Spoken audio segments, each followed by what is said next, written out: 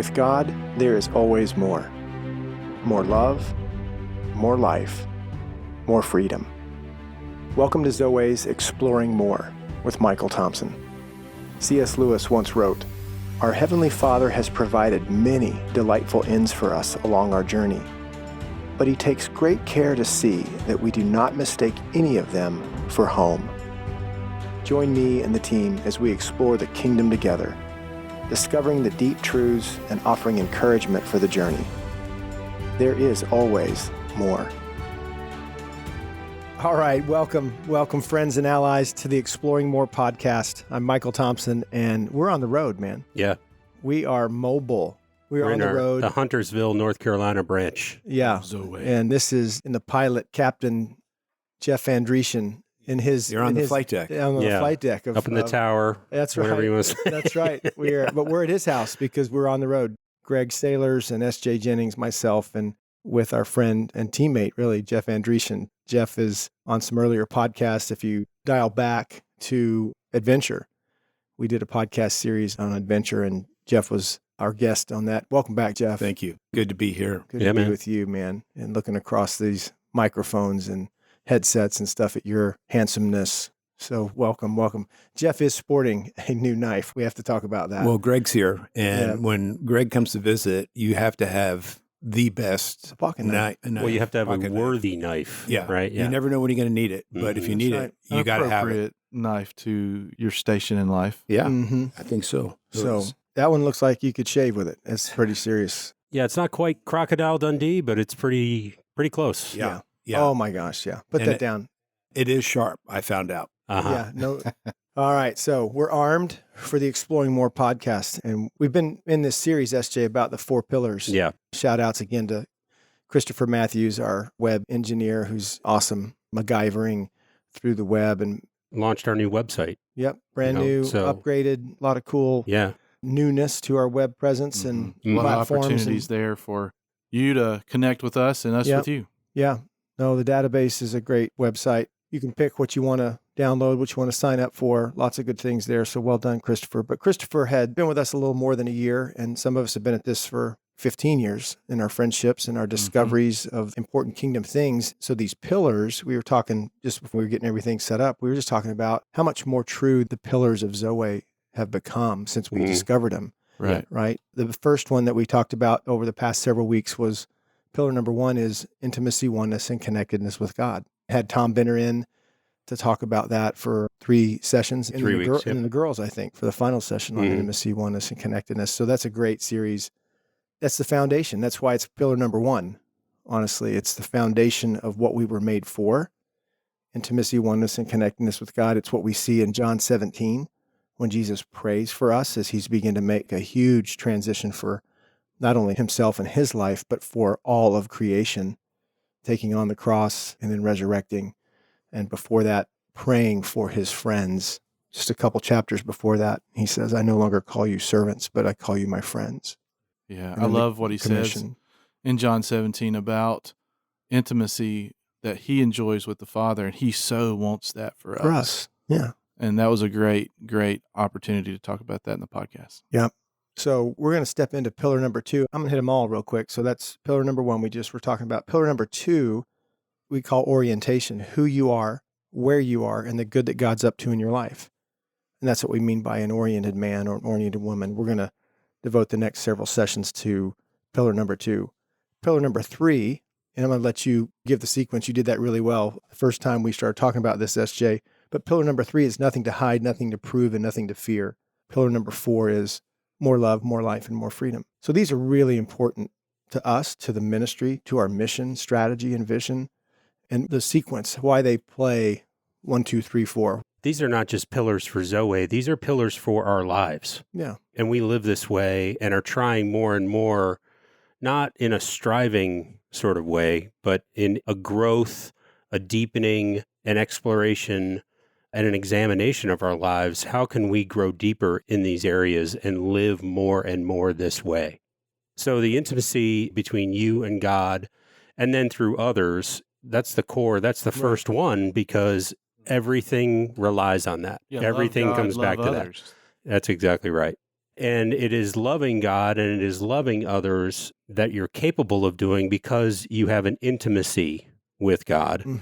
As a matter of a short period of review. Without intimacy, without knowing and being known, you're really not capable of love in the way that God describes it, right? So it's important to start with that one and keep going back to that well and keep going back to that well over and over again. So then that leads you to the orientation, which really is an exploration, who you are, where you are, and the good God's up to in your life. Initially, for me, I will speak for, the rest of you guys can kind of chime in on it, but for this orientation, it was not only learning the basics of that, sort of who am I? Well, I'm a beloved son made in the image of God, right? Where am I? I'm in the midst of a spiritual battle. The physical realm and the spiritual realm echo against each other. We've talked about that in the warfare series quite a bit, the last series before this one. And the good that God is up to in my life is just being awake to what God is doing in your heart. And sometimes that's very good things. And sometimes I'm actually finding more and more that he's doing the most work and the best things for you and your heart in the midst of adversity. It being in the crucible, being in the forge, and being hammered under that intense heat and pressure to become something that's glorious. I like what C.S. Lewis said. Why are dark places holy places? It's not what we would typically sign up for, but it's a part of this. Oswald Chambers calls it, he takes us down in the valley and hammers it out. And yet, some of this stuff binds, the false self, the lies, it gets a hold of us. I think part of the restoration of us is a hard work. I know I hear guys talk about being hit upside the head with a 2x4. I'm not really talking about that. Yeah. We're talking about I don't love that either. It doesn't sound very loving. Well, that just sounds like assault to me, like a bar fight or something. Loving. I'm not. Yeah, no. But to be engaged in the restoration of your heart, to see things redeemed that weren't good, that he somehow is going to make good on them, I think it's going to take some kind of fire and adversity and challenges to bring them up, usually. I'm sure that one of the challenges I have is I would like for life to be a cruise ship, not a battleship. I'd like for things to be more comfortable than challenging, convenient versus inconvenient. But we're all confessing, those aren't really the places that I find him forging this life. And it wasn't Jesus's life. The depth and the growth don't come there. Yeah, it wasn't Jesus's life, and I don't believe it's to be ours as we bear his image and as we learn to live oriented. Moving through those, I want to read a part of the website, and then, Jeff, I'm going to let you lead off as our guest, just your response to this idea of orientation. So this is what we wrote on the Zoweh website under About Us and the Four Pillars. And here's pillar number 2, who you are, where you are, and the good that God's up to in your life. The Christian life is a journey of the heart to becoming oriented to the kingdom way.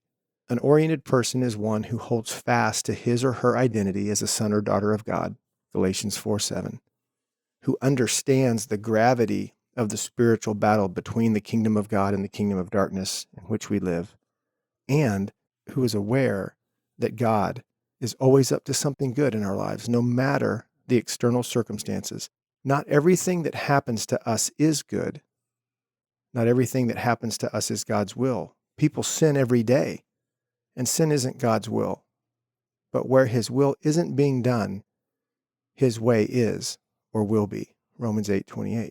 And we know with great confidence that God, who is deeply concerned about us, causes all things to work together as a plan for good for those who love God, to those who are called according to his plan and purpose. That's the Amplified Version. Final sentence. The false self-flesh that dwells within every believer and the enemy that has long been at work forming this little antichrist is committed to keeping believers disoriented, unsure and uncertain of who they are, unclear on what is going on in us and around us, and making sure that we question whether God is good. If it isn't good yet, then God's not done yet. That's pillar number 2. Yeah. We talked about the 2x4 metaphor that we don't really like all that much, but the one that comes to my mind that I do like is how a diamond is made. Right, under pressure. Pressure, heat, and time is what it takes to make a diamond. And then to get that diamond out of there, and then you got to dig for it. Dig for it, and then the craftsman really goes to work. I think that's right. And I really like the word excavation a little bit better than dig. Yeah, because that really is indicative of what we do. Jeff, what's going through your heart and mind as we dive into this idea of orientation in this pillar? One of the best ways to teach is to start with what does orientation look like, and as opposed to what doesn't it look like, which I could talk about also. But so I'm with American Airlines, and when you walk onto a modern day flight deck, I meet the co-pilot. It's always, hey, how are you? Where are you from? And all the niceties. But eventually, one of the first things I'm going to ask them is I'm going to say, hey, have you spun them yet? And so we have 3 inertial reference units on these airliners, and this is where the money is, because their ability to navigate down to a hair's breadth is unprecedented. And he has to turn them off, the co-pilot, and then turn them back on, and the aircraft needs to sit still for 10 minutes as it senses the Earth's rotation so it could reorient to true north. It's absolutely essential that that airplane knows exactly where it is before we push off the gate. So not only do we do the check, but then we double check it. And one of the things it's doing while it's sitting still for 10 minutes is it's getting rid of past errors that it's picked up from the leg before. So minor errors in airspeed and altitude and things like that. So there's this time alone with God, really. Undisturbed. Because when we talk about orientation, it's not a one-time scenario. No. Because you're not going to be in the same place 5 years from now that you are right now. So it's always a good idea to go back to true north to find out, okay, exactly where am I right now? We just saw a scene from the movie Born Identity, and an unoriented man is very dangerous, actually. Not only to himself, but to those people around him. So when I get in an airliner, I need to know exactly where I am. Because if we're going to start shooting approaches into mountainous terrain, I need to know exactly where I am. Yeah, absolutely. I love what that requires. Like you said, stillness, solitude. Is it the case? I mean, the luggage handlers have to does the plane have to be absolutely undisturbed? Right. So if it does move, we have to reset the clock. Start all over again. Start all over again. It's happened quite a few times. I bet that's why I've said in a few... the airport lounge. You're just waiting. Somebody bumped the plane. Right. You're looking at it, you're going, the plane's right there. It looks fine to me. It sounds like that quiet game to me, or when you're in the back seat with your brothers and you're young, the quiet game, or the quiet stop game. Touching me, don't touch me, and they just want to get so close that they can just irritate you. That's funny. Yeah. In this particular session, men, we want to explore really this idea of orientation. We're going to talk about who you are in another session, and then where you are, the geography, this middle earth in which we exist and live and breathe, and then the good that God's up to in your life. So we've got a lot of ground to cover, but I think orientation in and of itself, like you said, Jeff, it's a topic to explore more. Right. I mean, my friend Greg and I, we like to hunt. Yeah, go ahead. Being able to triangulate your place when you're hunting. If you're in Colorado, for example, I love to hunt out there. And hunting in Colorado is much different than hunting in North Carolina, where you're sitting in a tree stand and you're waiting. Usually out there, you're moving, glassing, you're going from one aspen grove to the next, and you have to remember where you came in. And so you have to do something called bench marking. It's like dropping a pin, on Google Maps. You know where you started. Yeah, a waypoint. A waypoint, right, exactly. And then you look to where you think you're going. You mark that straight in front of you. You know where the sun is. You might see something on the skyline, for example, that a certain type of mountain, or maybe there's a mountain where, they had a rock slide. It's something that is different. Yeah. Point of interest. You point out. Yeah, point of interest. You navigate by using those things. You know a lot about that, Jeff, with going celestial. And some of you that have heard Jeff before on other podcasts might have heard him talk about navigating by the stars, and the way that would go down. So, I think about that in a hunting, obviously, perspective, but also in life, too. There's certain things in my life from an orientation standpoint that I have benchmarks. I have those way marks in my life that if I lose my orientation, if I lose my way, it might be a person like one of y'all, or it might be some place that I experienced God in such a way that I need to remember. Yeah. and come back to Yeah. that spot. Yeah. Yeah, it happens to Yeah. all of us. Yeah, And that's so good. orientation, if I was going to put another spin on it, I would say this is the way of a learner. This is the way of a disciple. Mm. This is about how wisdom is learned through experience. Because it's not just, the hunting in the mountain over there you want to get to. No. It's knowing how to get there. It's knowing how not to die between Right. here and there. It's knowing how to handle the weapon that you're carrying, the clothes that you're wearing. Are you hydrated for that environment Right. if you're out west? So orientation involves so many variables, and that's why it's so critical to the kingdom life and the kingdom way, discovering what's true and experiencing how true that is. I believe that when we step into this, I've always loved this word since we discovered it, orientation, being oriented. You brought up Jason Bourne a while ago. He has a big problem in not knowing who he is, but he's pretty oriented when it comes to when bad guys come around. Right. Danger. And so he can be dangerous. And a man who's oriented, I think, can be dangerous for good. Just like you said, a disoriented man or an unoriented man tends to live in a very small story. Orientation seems to be something larger Right. for a larger life. And I think that's why it's a pillar for us, why it's so critical. Something that just occurred to me, Michael, as you were talking about Jason Bourne. We often say, listeners, you've heard us talk about this before, awareness does not equal healing. Just because you're aware of a wound or aware of an issue maybe that's gone on in your heart doesn't mean it's healed. You've got to go through that process. Well, awareness doesn't equate to orientation either. I was thinking about the scene where he's in the little diner, Bourne Identity. He's still very confused about what's going on and why he knows the things he knows. Who has a safety deposit box full of money and 6 passports and a gun? Who has a bank account number in their hip? He talks about, even as I come in here and we sat down, I know that the pickup truck in the parking lot is the most likely place to find a gun. Mm. And I'm checking the sight lines as I'm sitting down here in the booth with you. And they can tell that the guy over at the bar goes about 235 and knows how to handle himself. At this altitude, I can run flat out for half a mile before I start having problems breathing. So he's aware of all those things, but he has no context. How can I know that and not know who I am?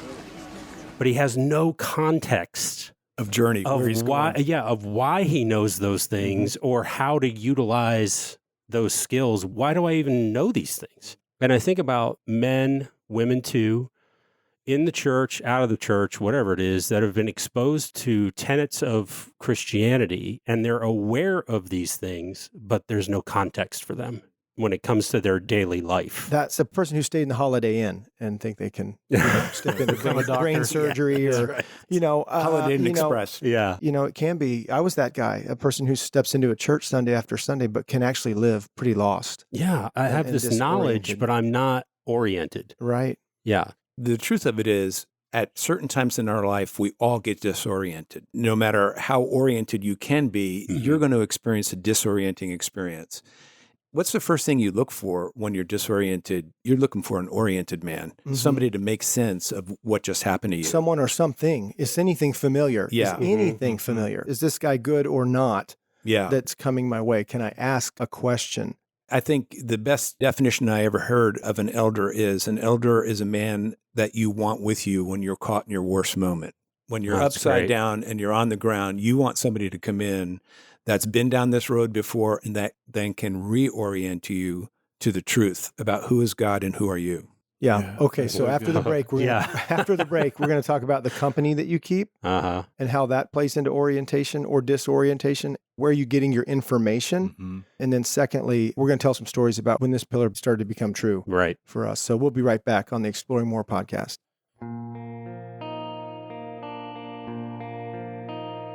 Exploring More podcast listeners, I want to take a second and let's talk with Greg and Jim about Zoweh Allies while we have a minute. What's going on in that arena, guys, and how do guys get connected?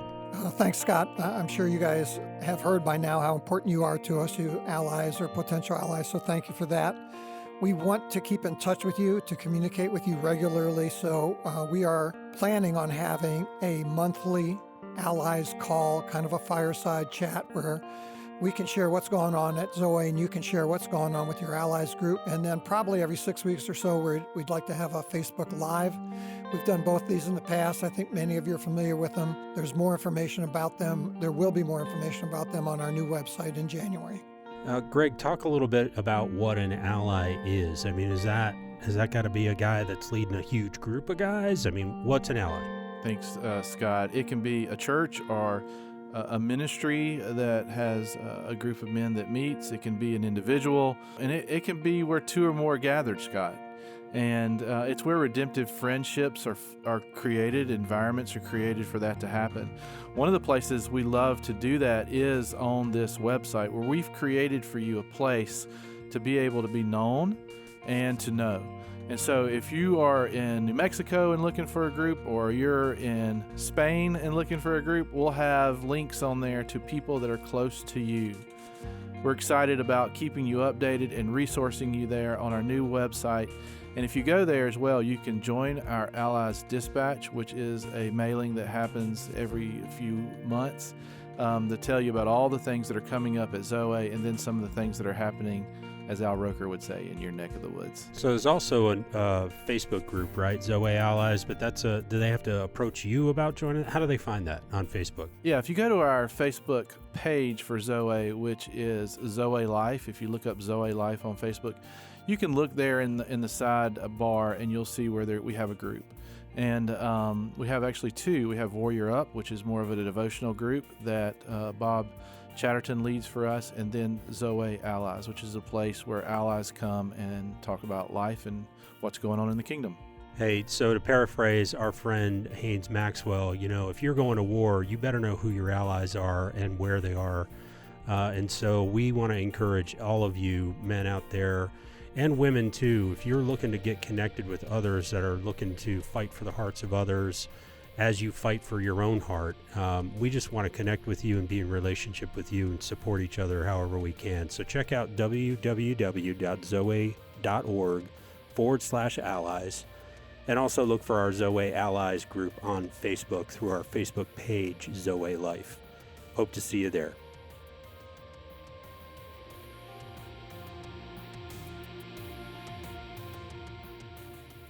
All right, welcome back to the Exploring More podcast with Michael Thompson, my friends, Greg Sailors, S.J. Jennings, and our special guest, Jeff Andrechyn. And Jeff, you made a comment about really the company that you keep, about an elder and having someone who's with you. Let's just bring that into this orientation conversation. We've said this many, many times from platform or the podium or even in circles. Disoriented men have disoriented conversations. They have disoriented Bible studies. They have disoriented views. And typically, I want to just say this, when we think about disorientation, we would say lost, confused. And one really significant way to detect that, if you're trying to evaluate, is this person living in a larger story or not? And if they aren't, they're typically then living in a smaller story. And you can tell a person living in a smaller story because they talk about themselves. They talk about what they think. There's certain catchphrases, right? Here's what you should do. And here's what you should do. Yeah. Well, have you ever thought about, their advice givers? Yeah. I mean, they don't live with any question marks. Right. There's hardly even commas. They found a way. And they're going to tell you about it. And they're going to go for it. And you really can't tell them or share with them or invite them or talk with them. It's part of what I think disorientation looks like, the smaller story that's about them. Right. And it doesn't work in a kingdom life. It just doesn't. Yeah, for our listeners too, I want to give an encouragement. As I said that, here's what you should do. I think probably every one of us around the table would say, yeah, I've been that guy. We're getting better, but we've been that guy at some point in our lives too. I mean, living curiously, like we like to say. Asking questions. Yeah. So as an encouragement, if that felt convicting, I hope it didn't feel condemning. Condemning. Yeah. Yeah. But back to the elder. Yes. What's interesting is almost the best guys to look for are the ones where the heat is being applied to their life. When they are disoriented, something has happened, and they're really looking for answers. It seems like they're the guys that are ready to listen. And I love to come into a person whose life's falling apart because often God is beginning to work. That's actually the beginning of work, and it always looks like a descent at first for them. But I always love to come in with, hold on for just a minute here, because sometimes God has to rearrange a few things. He's got to dismantle you. He's got to dismantle a few things in order for you to go forward. And that's when guys are really starting to look, is when something happens and they just don't understand it. And when you do meet that elder, you're going to fall in love with them. And the reason is because they're going to make sense of your life. They're going to be the ones that come in and steady you and to go, okay, here's what's going on. Me and Greg were talking about the movie 1917. And there was this amazing scene where there was a crash landing of this German airplane. They rescue the pilot, and then the pilot actually stabs and kills the German pilot, what would be the protagonist in the movie. And here's his friend sitting over him, weeping, completely disoriented about what just happened. And in comes the British the general, an elder. He says, get up. Mm-hmm. That's not going to change. You can't do anything about that. Okay, let's go. Let's get in the truck. Let's get moving. And then he points him in the direction of his mission. And then I love what he says to him at the end. He says, make sure that when you give that message to the other general, that there's other people around. There's witnesses around, because some guys are just into it for the fight. Yeah. And so the elder doesn't do it all. He just picks him up, gets him going, and points him in the right direction. So a couple hours ago, I was talking with a gentleman. He's an elder. He's in his 70s. And we were talking about films back and forth. And he said his favorite film is Jeremiah Johnson. 1970 something, right? But here's this lowlander, former naval something. So Robert Redford, he's just getting away from the war. It's not even land. He's used to being on the water. Yeah. It's such an irony. He wants to go up into the high country of the West for solitude and to get away from civilization because of what it's become. And this is an incredible film. The elder finds him, right? And a mentorship begins, a learning, and he keeps Jeremiah Johnson alive that first winter. And it's almost comedy at times in a pretty dramatic film. Are you sure that you can skin grizz? Just as fast as you can find them. But I think you're right, Jeff. It's the importance of good counsel. I think there's a passage, 1 Corinthians 15. Paul talks about bad company corrupting good morals. Right. And then the advice that we get, I want advice from a man who's lost. Yeah. I want advice from a man who is still alive, surviving from some hardship. I know our kids we've had hardship in our lives as parents. Our parents, we've had hardship in our lives as we've walked through hard things, with parents dying. And the wisdom that comes from pain is something that we want to revere. Yeah. As part of an orienting process. And we've said this before. I want to be real careful that this doesn't offend, but I'm really interested in the counsel of a 60-year-old, right? A 70-year-old. Yeah. Not that a 35-year-old can't teach or preach. They can know the Bible. But they need some life under their belt. But when I walk into the room, I'm looking for the older guy who's walking with a limp. Right. Those are the approachable ones. Right. Those are the ones I want to ask some questions to. Yeah. Young guys, continue to pursue the ministry, continue to preach and teach. Don't hear what we're not That's saying. Right. That's right. But I think that the older I get, the more I honor and revere and look for that. I want that counsel of an oriented man who might know something more about this. Yeah. Yeah, Michael, there's a great quote that I think goes right along with this from Howard Macy. He says, the spiritual life cannot be made suburban. It's always frontier, and we who live in it must accept and even rejoice that it remains untamed. And I love the idea of that, the frontier portion, particularly with what you were saying with that previous story. And, Jeff, you were that for a time for me, the frontier. He was a frontiersman for me. Frontiersman, yeah. I needed somebody, because I had You were Jeremiah Johnson, he was Bear Claws. Exactly. I had lost my purchase. I was in a good betrayal, going through a betrayal, not a good one, but it ended up being good for me. And if it weren't for you, Jeff, and then eventually Michael and some other men as well, I didn't have the next step. I couldn't see the next blaze on the trail, the next waypoint. And that, Jeff, was so integral for my life for that. And SJ, I know you've had men like that in your life as well, as we all have. And so very thankful for that, but thankful for the frontier man that you were for me, and that we all need those men like we're talking about. Right. And if I had the stripes to be able to help you, I paid for those stripes in blood. So I had been through it. I know your betrayal. I know your story. And it can happen in ministry, in companies. It can happen in marriages. Right. But I know you had been through that. And that's, I think, what we're saying, that let's not waste our pain. but asking the kind of questions of God who can really bring clarity and direction and answers and help, not even you partnering with somebody else to bring it to you. But I mean, I have had incredible experiences with God revealing to me what something was about that I just thought there's no way I would have figured that out. Right. With my daughters, in my marriage, with Zoweh, with our mission and ministry, all kinds of things like that. It's important to have good counsel in order to become oriented. Experiences and encounters. All right, come here. Let me tell you what that's about. We simply were not meant to walk this alone. Mm-hmm. We really do need each other. To get that advice in the company of men is so critical. But I love this idea of frontier life with what you've brought up, Greg, in the sense of our forefather in the faith, Abraham. When God comes to him, he says, hey, pick up everything you have and go to a land I'll show you as we go. He's completely walking into the unknown. It's not so much a disorientation because he's getting oriented, but he doesn't quite know exactly where to go. And that this is the frontier life. This is the life with Jesus. Right. How are we oriented to movement in our life? What are we listening to? What are the signposts as we move forward in this life?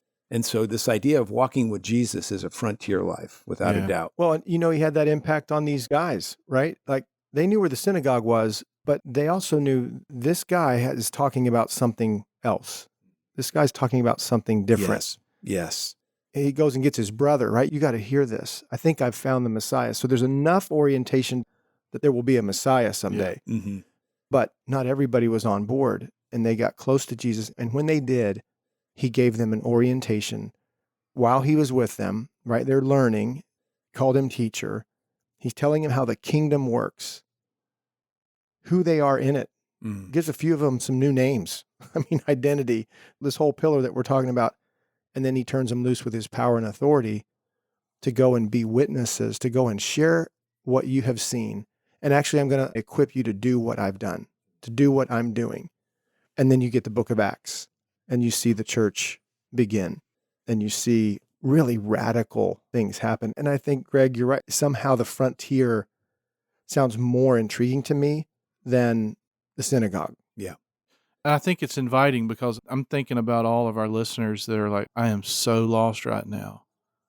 I don't know what orientation is. I can't even find the next blaze. Mm-hmm. I don't have a man like Jeff Andrechyn in my life. Mm-hmm. What do I do? Mm-hmm. What do I do? Yeah, you look for those old guys who walk with a limp. Yeah, I think that's number one. I think a couple of things that you guys have stirred up in me. The first thing I think about in that regard, what you brought up, Greg, is if we had 100 podcasts, we'd probably talk about it 100 times, that the enemy loves to use isolation against us. Yeah. And so if you're in that place where you are feeling disoriented, and maybe you were oriented at one time and you've lost the trail, like Greg said, the thing to realize is that the men around you don't know necessarily that that's true.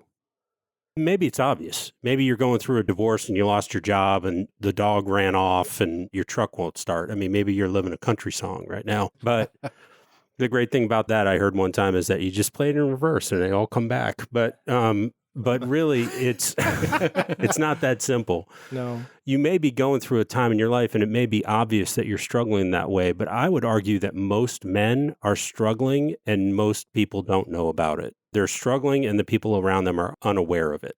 So the key then is to send up a signal flare.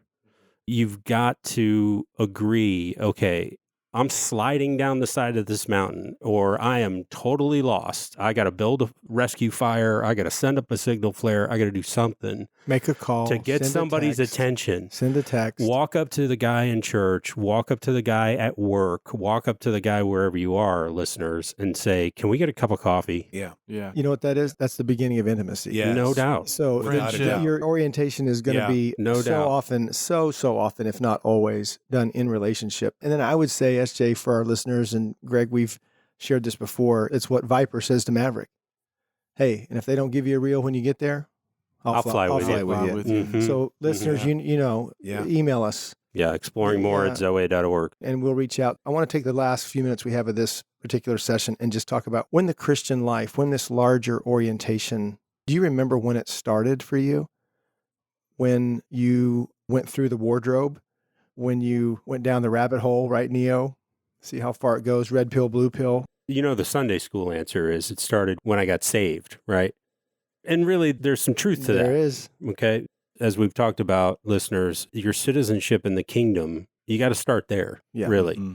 So if that's not in order, there's no orientation without Jesus. that's right. Let's just make it clear. That's There right. is none. So if your citizenship is not in order, again, email us, you know, or look out for that elder at the church or someone that you know and get that in order. But then I'll just say for me, it started with an invitation. I was invited to what was at the time Top Gun weekend. The Heart of a Warrior it's weekend. now the Heart of a Warrior weekend, but it's our weekend encounter with God. And there were, at the time, I think it was probably more like 200, maybe 250 guys. Now it's like 400. I'd been a Christian for a few years, but I heard that weekend all of this terminology, and you and Tom and Jim Cheney and Gary Jay Barklow. Stott and Gary Barklow, to talking about some of this terminology. And you've heard me say this before. I didn't even know what the heck you were saying. I just wanted to hear more of it. Yeah. You know, That's so That's a funny. good I think one of the subtitles ought to be 11 sessions and a lot of coffee. yeah, yeah, it was. 24-hour It was coffee. just took some of that. And it's more than a teaching session. And I think a lot of men know this, but there's a few pieces that are missing that you're a step away. And I think for all of us, for me, I know God came after me for orientation. I couldn't tell you why. Maybe I missed the bus in other times that he brought it by and stuck to my guns, stuck to my system, stuck to my program of what it meant to be a Christian man until it just really didn't work so many times. The formulas, the systems, the program. Yeah, you were on wash, rinse, repeat. I was repeating fourth Over grade. and over and I was over. repeating fourth grade and Yeah. expecting different results Right. kind of thing. And so that's when I remember hearing John Eldredge did a session called Epic, and it was about the larger story. And I was Dorothy. I went from black and white to color, and I wasn't in Kansas anymore. Yeah. Mhm. And I went, whoa, if this is true, Yeah. it changes everything. It actually led to our creation of the map, Mm. our version of the two realms and Two two realms, two kingdoms, which we've kingdoms. talked about on earlier podcasts. So, but that was huge beginnings for me. And I had been a Christian all my life. Right. Right. Grew up in the church. And I just want to say that if that's you can be lost. I was Mm-hmm. disoriented. I think I had the equipment that I needed Yeah. for my younger years, my younger faith. Just do this, do it. Yeah. Do it because God said Discipline's so. good. Yes. Yeah. I needed a graduation badly. So, what does it look like to begin to get oriented? Just a quick Bible lesson. So, you have the Mount of Transfiguration, and all of a sudden, Elijah, Moses, and Jesus are in all their glory. And of course, Peter is looking at this going, hey, this is great. Let's just build 3 tabernacles. And then we know what happens from there. But what's interesting about that is that it was the law came through Moses, and Elijah being the greatest Old Testament prophet. Peter's looking at this scene going, hey, all of these are really kind of equal because now we have Jesus. And so the Father then has to step in and go, no, actually, no, listen to him. And I think we grow up learning the law, how to look both ways when we cross the street, how to Mhm. obey our parents, how to So you can you know, survive. just tell Yeah. me what to do. As we're kids and as we're parents, we want to tell our kids what to do, and we want our kids to listen to what we tell them to do. And it's just the way we grow up, and then we look at our faith the same way. And I tell you, I can look at the Old Testament and I can look at the law and I can go, oh, it would be so good to live in that era because I could just do these things. But as I look through them, I realize, boy, I've actually broken a lot of these rules here, And so Jesus comes along and goes, okay, I'm going to fulfill this. But the point being that, hey, there's a new sheriff in town, and this new sheriff is Jesus. Mm-hmm. And how are you oriented to the scriptures, to God? Is it really up to you? Or is there a willingness to go, no, actually, I need him. Mm. If it's going to happen, it's going to be because this man is living inside of me. There's the company I keep. And here's the Mhm. company I keep, and I'm Mhm. learning how to listen to him, Yeah. how to listen to his voice. And that is actually the frontier life that you're talking about.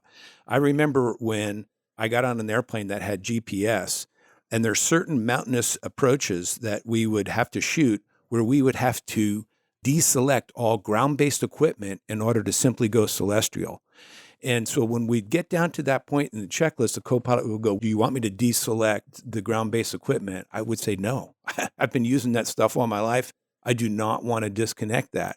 until it actually came to an approach where I had to deselect it, because if I didn't deselect the ground-based equipment, it was going to get in the way. And that first time you hit the button and deselect all of the Sunday school lessons and all the rights and wrongs, and you actually listen to the voice of God, is a very frightening thing, because you're taking a real risk to do that.